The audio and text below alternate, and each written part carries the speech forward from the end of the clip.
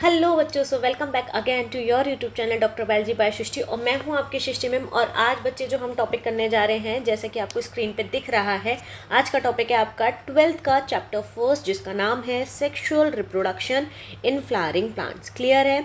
अब देखो बेटा, मैं इसमें ना बहुत ज़्यादा थ्योरी लेकर नहीं आई हूँ। हम क्लास में इसको कंप्लीट करेंगे एंड देन जहाँ जहाँ क्वेश्चन आएगा वहाँ मैं थोड़ा एम्फेसाइज करूँगी और आपको वो थोड़ा कैच करना है एंड देन आपका पूरा चैप्टर कंप्लीट हो जाएगा। क्लियर है? चलो फटाक से इसको स्टार्ट करते हैं।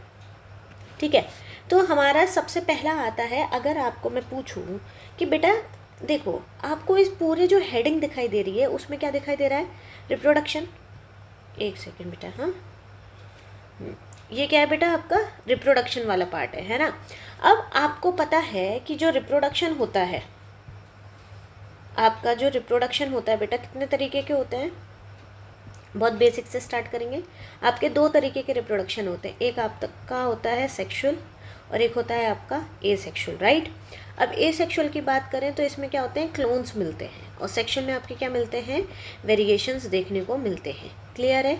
अब इसमें दो गैमेट इन्वॉल्व होते हैं, ठीक है। एक आपका मेल गैमेट और एक आपका फीमेल गैमेट। ये आपके दो गैमेट इसमें इन्वॉल्व होते हैं, उसी की वजह से आपको वेरिएशंस देखने को मिल जाते हैं। ठीक है, चलो अब अगर हम बात करें बेटा आपके सबसे मेजर कंपोनेंट की, वो है आपका फ्लावर। ठीक है, वो है आपका क्या? फ्लावर। ठीक है, अब अगर हम इस सेक्शन की बात करें तो फ्लावर क्या है बेटा? आपका फ्लावर है आपका रिप्रोडक्टिव ऑर्गन। क्या कहेंगे इसको अपन? Reproductive organ. उसके बाद इसको अपन कहेंगे मॉडिफाइड शूट, जो कि किसने टर्म दी थी बेटा? आपके गोविंद भाई साहब ने इसको टर्म दिया था। अब नेक्स्ट एक टर्म आती है आपकी, अगर हम इसके प्लांट के पार्ट की बात करते हैं, ठीक है, तो ज़रा थोड़ा सा अच्छा सा बना लें डायग्राम अपना। देखो, ये आपका स्वेलन पार्ट हो गया, ठीक है, ये आपका स्वेलन पार्ट हो गया। फिर ये आपका स्टॉक और पेडिसिल हो गया। अब इसके ऊपर ये बेटा आपके सेपल्स, ये क्या है बेटा? इसके सेपल्स है, राइट। चलो अब ज़रा पेटल्स बना लेते हैं। ये है बेटा हमारे पेटल्स। अगर हम ध्यान से देखें तो ये मैंने क्या बनाया बेटा? आपका ये बनाया बेटा मैंने आपका पेटल्स। ये बनाया मैंने आपका क्या? सेपल्स। ये बनाया बेटा मैंने आपका थैलामस, है ना। और ये बनाया मैंने आपका क्या? पेडिसिल और स्टॉक। इतनी बात दिमाग में गई। चलो नेक्स्ट आता है आपका क्या? मेजर पोर्शन, या फिर बोले आपका रिप्रोडक्टिव पोर्शन। ये देखो ऐसे, ये ठीक है। अब ये जो मैंने बनाया है इसमें स्पेशली यहाँ पे लिख लें ये वाला पार्ट, यहाँ पे ये बेटा ये है आपके एंथर। ये वाला सेक्शन अगर देखेंगे तो ये क्या है? आपका एंथर। ठीक है, ये वाला सेक्शन अगर देखेंगे तो इसको बोलेंगे अपन क्या? फिलामेंट। इन दोनों को मिलके बनता है आपका क्या? एक सेकेंड, स्टेमन। अब स्टेमन के बाद इसी को हम बोलते हैं एंड्रोशियम। अब होता क्या है, ये जो टर्म है आपकी स्टेमन, इसका नाम, इसका मतलब आपको मैं थोड़ा सा समझा देती हूँ। देखो, आपको एक चीज़ दिखाई दे रही होगी यहाँ पे, क्या कि अगर आपके पेटल्स हैं तो बेटा वो ग्रुप में है। अगर आपके यहाँ पे क्या बोलते हैं, एंड्रोशियम वाला पार्ट है, वो भी ग्रुप में है। किसी किसी में तो आपके पिस्टल भी बहुत सारे होते हैं। यहाँ पे जो सेपल्स हैं वो भी आपके बहुत सारे हैं, पर आपका जो पेडिसिल है और थैलेमस है, ये क्या है? एक सिंगल है। तो हम सिंगल में तो हम थैलेमस यूज़ कर लेते हैं, पेडिसिल और स्टॉक यूज़ कर लेते हैं। पर जब अपन ग्रुप की बात करते हैं तो ग्रुप को अपन डिफाइन करते हैं व्रोल के नाम से। बेटा पेटल को अपन बोल देते हैं यहाँ पे कोरोला, सेपल को अपन बोल देते हैं बेटा कैलेक्स, थैलेमस सिंगल यूनिट रहेगी, ये भी आपकी सिंगल यूनिट रहेगी। ठीक है, अब यहाँ पे इन दोनों का मीन्स जो हमारा मेल पार्ट है, ये आपका जो नाम है आपका व्रोल का स्टेमन। ठीक है, नेक्स्ट आता है क्या? आपका स्टिग्मा वाला पार्ट, या फिर हम बोले पिस्टल वाला पार्ट। ठीक है, क्लियर शब्दों में तो ये हो गई आपकी क्या? स्टिग्मा। ये हो गई आपकी क्या? स्टाइल। इसको बोलते हैं बेटा आपकी ओवरी। इन तीनों सेक्शन को जब अपन बना के बात करते हैं तो ये हो गए आपके क्या? कार्पल और पिस्टल। ठीक है, अब अगर इन दोनों को देखें तो इन दोनों को मिला के इसका अगर व्रोल का नाम लिखे तो इसका नाम, व्रोल का नाम हो जाता है बेटा क्या? सबने को पता होगा, गाइनोशियम। ठीक है। गाइनोशियम आपका क्या है, मेल क्यों लिख रही हूँ मैं, फीमेल रिप्रोडक्टिव ऑर्गन, ठीक है। इतनी बात समझ में आई। अब एंड्रोशियम क्या है बेटा आपका, एंड्रोशियम है आपका मेल रिप्रोडक्टिव ऑर्गन, ठीक है। चलो अब स्टार्ट करते हैं बेटा क्या आपका मेल रिप्रोडक्टिव पार्ट, ठीक है। या फिर चलो उससे पहले एक और बात बता देती हूँ आपको। देखो आपका ये जो चैप्टर है ना आपका 3 पार्ट में डिवाइड है, ठीक है। एक आता है आपका प्री फर्टिलाइजेशन इवेंट, या आपकी ऐसे ही एनसीईआरटी में भी मेंशन है प्री फर्टिलाइजेशन। फिर आता है बेटा आपका फर्टिलाइजेशन, फिर आता है आपका पोस्ट फर्टिलाइजेशन। इतनी बात समझ में आ गई। अगर हम प्री की बात करें बेटा तो प्री में आपके क्या फॉर्म्ड होते हैं, आपके गैमेट फॉर्मेशन होते हैं। क्या होगा बेटा इसमें, गैमेट का फॉर्मेशन होगा, ठीक है। अगर हम इसकी बात करते हैं बेटा फर्टिलाइजेशन की, तो फर्टिलाइजेशन क्या हो गया, फर्टिलाइजेशन हो गया आपका क्या बोलते हैं, मतलब फ्यूजन बोल देंगे सिंपल लैंग्वेज में। ये क्या है आपका फ्यूजन, किसका फ्यूजन है बेटा, आपके मेल गैमेट का और विथ किसके साथ होगा, आपके फीमेल वाले पार्ट के साथ, ठीक है। तो ये क्या हो गया, फीमेल गैमेट। इतनी बात समझ में आई। पोस्ट फर्टिलाइजेशन की बात करें तो पोस्ट फर्टिलाइजेशन में अब भाई हमने इतने मेहनत की है, गैमेट्स बने हैं हमारे, फिर मेल और फीमेल का फ्यूजन हो गया है, तो अब क्या होगा, अब यहाँ पे रिजल्ट आएगा। रिजल्ट में क्या हो गया, सीड हो गया, कैसे बनते हैं फ्रूट, कैसे बनते हैं, एक और फ्रूट में भी मैं आपको बताऊंगी कि फॉल्स फ्रूट कैसे होते हैं, आपके ट्रू फ्रूट क्या होते हैं, ये सारी चीज़ें मैं आपको बताऊंगी। क्लियर है। चलो अब स्टार्ट करते हैं। अब यहाँ पे एक पॉइंट निकल के आता है कि कौन सा आपका स्टेराइल पार्ट है और कौन सा आपका फर्टाइल पार्ट है, राइट। तो अगर हम स्टेराइल पार्ट की बात करते हैं बेटा, तो स्टेराइल पार्ट में, स्टेराइल का मतलब वो होता है कि जो आपका रिप्रोडक्टिवली एक्टिव नहीं होता है, ठीक है, या फिर बोले मीन्स वो बिल्कुल भी किसी भी तरीके से आपका रिप्रोडक्शन में पार्टिसिपेट नहीं करता, ठीक है, बट हेल्प करता है। तो हम बोल सकते हैं इसका, इसमें आपका पेटल्स हो गए प्लस आपके सेपल्स हो गए। बेटा ये किसी भी तरीके से आपका रिप्रोडक्शन में पार्टिसिपेट नहीं करता, तो हम बोल सकते हैं ये क्या है, आपके नॉन रिप्रोडक्टिव ऑर्गन, है ना। या फिर अपन बोल सकते हैं नॉन एसेंशियल व्रोल, और आपका एसेसरी व्रोल भी बोल देते हैं। नेक्स्ट आता है आपका फर्टाइल वाला पार्ट। यहाँ पे हम लिख सकते हैं क्या, आपका एंड्रोशियम, ठीक है। फिर हम गाइनोशियम,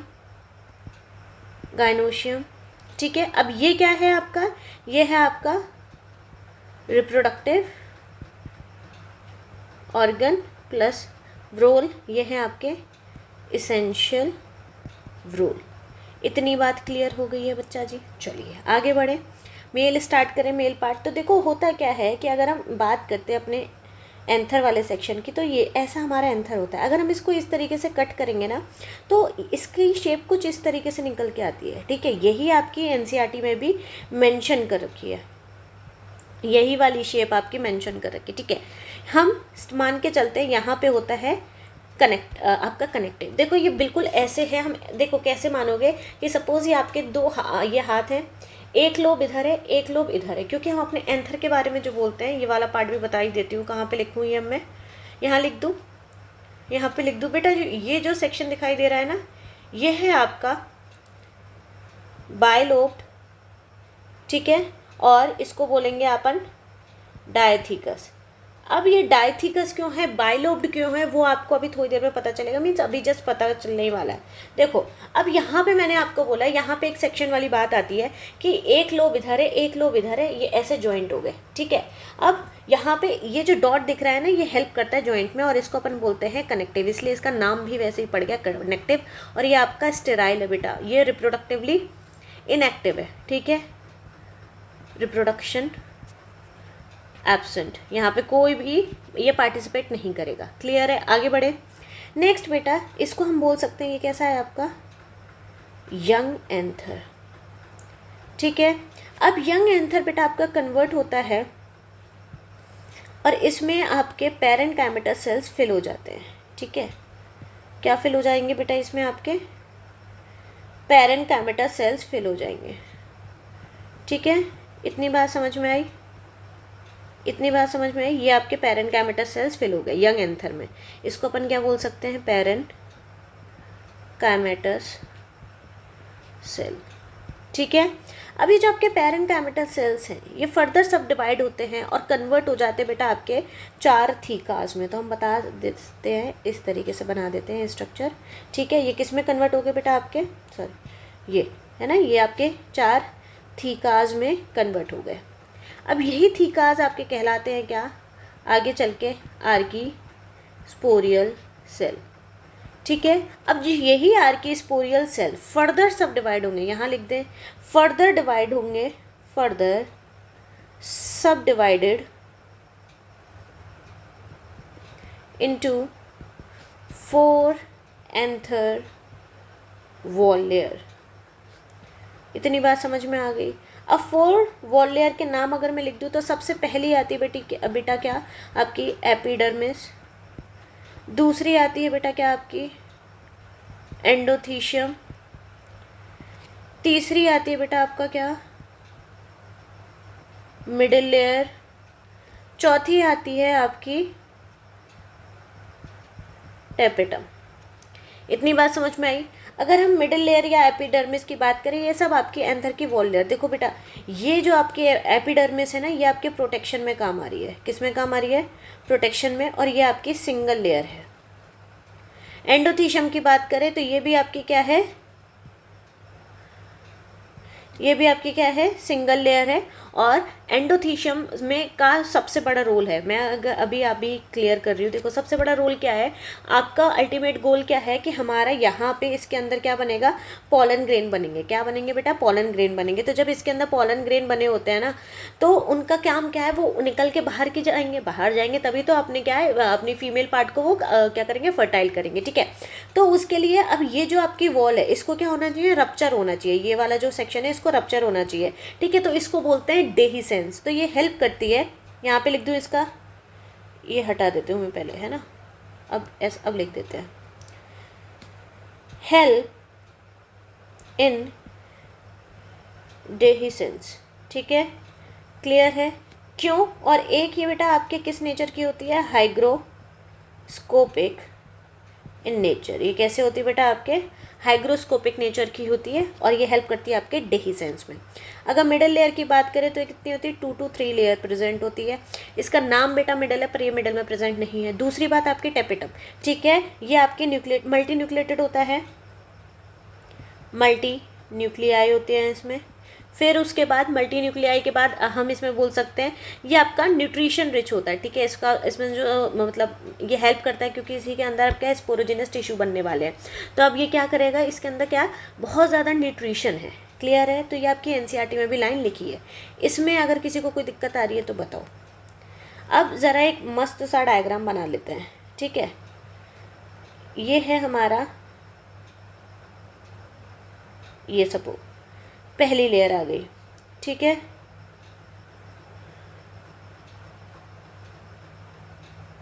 दूसरी लेयर आ गई, चलो भाई तीसरी लेयर भी आ गई जिसका नाम क्या है बेटा आपका मिडिल लेयर।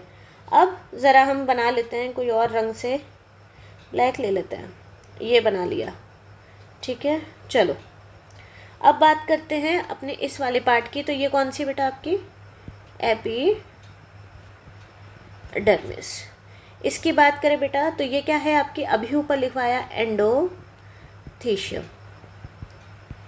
ठीक है, अगर इस वाले पार्ट की बात करें तो ये क्या है आपकी मिडिल लेयर और ये क्या है आपका टेपेटम। ठीक है, आज जो बेटा आपका टॉपिक है ना मैं बहुत सारा कंप्लीट करके जाऊंगी। ठीक है, नेक्स्ट अगर बात करें बेटा, देखो अब हमें क्या करना है, ये वाला जो सेक्शन है ना, रुको पता नहीं ये कटेगा ऐसे या नहीं, पूरा ही जाएगा। रुको मैं ना यहाँ पे हाईलाइट कर देती हूँ। सपोज़ हमने इतने सेक्शन को उठाया और यहाँ लेकर आ गए। ठीक है, तो अब देखो इसके अंदर आपका क्या प्रेजेंट है, ये वाली जो लेयर है इसके अंदर क्या है, ये हमने यहाँ बना ली। ठीक है, अब ये जो है आपकी, ये क्या है आपका स्पोरोजिनस टिश्यू, क्या बोलते हैं इसको। अब इसके अंदर क्या प्रेजेंट बेटा आपके स्पोरोजिनस टिश्यू। ठीक है, अब हमने इसको बाहर निकाल लिया, अब इसको हम रीड करेंगे, इसमें क्या डिवीजन है वो हम इसको पढ़ेंगे। तो अब ये जो आपका स्पोरोजिनस सेल है ये आपका बिहेव करता है, कैसे बिहेव करेगा ये आपका, बिहेव एस MMC और PMC। अब आप बोलोगे भाई MMC और PMC क्या बला है, तो MMC की फुल फॉर्म में आपको लिख देती हूँ यहाँ पे शॉर्ट में कि ये होती है माइक्रो, यहाँ लिख दो बेटा, वहाँ पे थोड़ा घौच पौच हो जाएगी, यहाँ लिख देती हूँ, है ना। MMC की बात करें तो ये क्या है आपका माइक्रोस्पोर मदर सेल। PMC की बात करें तो ये क्या है आपका, PMC हो गई आपकी पोलन मदर सेल, ठीक है। अब ये बिहेव तो ऐसे कर रहा है, अब ये कैसे बिहेव कर रहा है, MMC और PMC बना ली। चलो अब हमने, अब इसमें बेटा आपका क्या होता है, मियोसिस फर्स्ट, क्या होगा इसमें आपका मियोसिस फर्स्ट। तो ये आपके दो पार्ट में कन्वर्ट हो जाएगी, जिसको अपन क्या बोलते हैं, माइक्रोस्पोर डायड, ठीक है। फिर से इसी के अंदर आपकी क्या होगी, दूसरे पेन से लिख देते हैं, मियोसिस 2, है ना। हमेशा हमारी मियोसिस दो पार्ट में कन्वर्ट होती है। अभी आपके कन्वर्ट हो जाएंगे टेट्राड में, इसको बोलते हैं माइक्रोस्पोर, कहाँ लिख दूँ अब मैं, यहाँ लिख देती हूँ टेट्राड। इतनी बात समझ में आई। हमने बोला स्पोरोजिनस टिश्यू हैं, वो कैसे बिहेव कर रहे हैं आपके, MMC और PMC की तरह बिहेव करते हैं। वही उसमें आपका फिर आगे चल के डिवीजन होता है, जिसको अपन मियोसिस 1 कहते हैं, जो कि रिडक्शनल डिवीजन है, हमारे गैमेट्स बन रहे हैं। अब मियोसिस डायड और टेट्राड बनने के बाद ये जो आपके सेक्शन है, इनके लिए आपकी NCERT ने बोला है, ये क्या है आपके, यहाँ पे लिख देते हैं पोटेंशियल पोलन, ठीक है।